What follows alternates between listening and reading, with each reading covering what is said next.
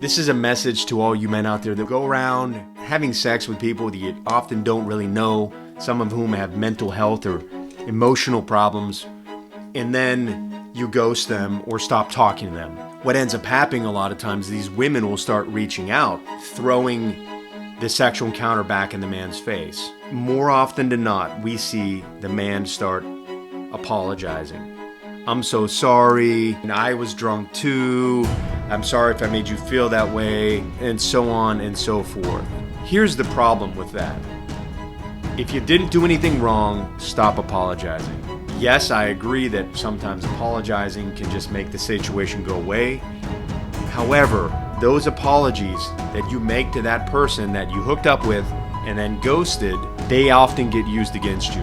A lot of men will start apologizing and making excuses and trying to make the person feel better and to give them, quote, closure. I hear that all the time. They're always recording these things, especially if it's text message. That's always being recorded.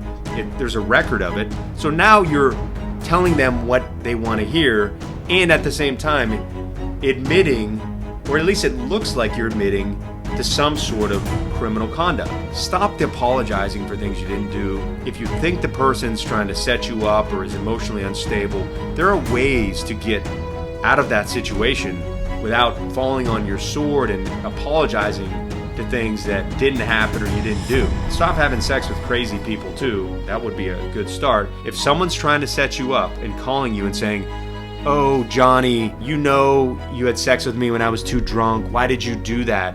And the guy says, "Well, hold on a second. First of all, you weren't too drunk.